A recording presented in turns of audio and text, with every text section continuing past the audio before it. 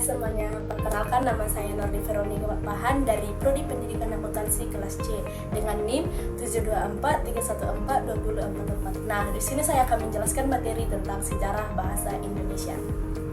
Baik, sejarah bahasa Indonesia. Bahasa Indonesia memiliki sejarah yang panjang sebelum akhirnya menjadi bahasa persatuan dan resmi di Indonesia.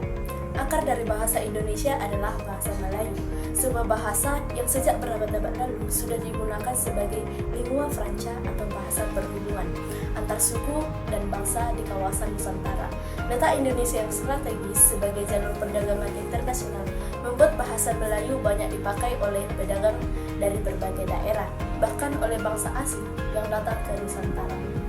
Pada masa kerajaan-kerajaan besar seperti Sriwijaya di abad ke-7, bahasa Melayu kuno telah digunakan dalam berbagai prasasti, misalnya prasasti Kedukunan, Bukit dan prasasti Talang Tuo. Hal ini menandakan bahwa bahasa Melayu sudah lama dipakai sebagai bahasa resmi kerajaan, sekaligus alat komunikasi antar wilayah. Memasuki masa penjajahan Belanda, bahasa Melayu tetap digunakan secara luas oleh rakyat, sementara bahasa Belanda hanya dipakai oleh kalangan tertentu. Nah, pada akhir abad ke-19 lahirlah bahasa Melayu Riau yang dianggap lebih baku dan sederhana sehingga mudah dipahami oleh banyak orang. Dari sinilah cikal bahasa Indonesia mulai terbentuk. Peran bahasa ini semakin penting pada awal abad ke-20, terutama ketika pergerakan nasional tumbuh pada 28 Oktober 1998, para pemuda dari berbagai daerah menyatakan tekadnya dalam Sumpah Pemuda, yang salah satu isinya adalah menjunjung bahasa persatuan, yaitu bahasa Indonesia.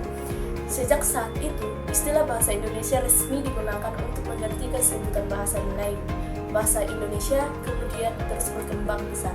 Setelah Indonesia memproklamasikan kemerdekaannya pada 17 Agustus 1945, bahasa Indonesia secara resmi ditetapkan sebagai bahasa negara dalam Undang-Undang Dasar 1945 Pasal 36. Keputusan ini menjadikan bahasa Indonesia tidak hanya sebagai alat komunikasi, tetapi sebagai identitas pemersatu bangsa dan simbol kemerdekaan.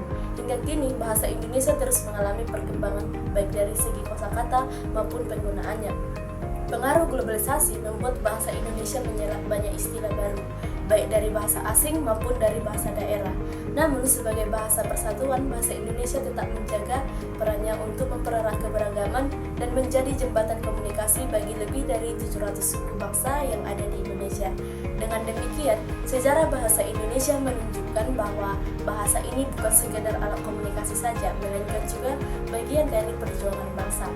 Bahasa Indonesia lahir dari sejarah panjang interaksi, persatuan, dan tekad untuk membangun identitas nasional.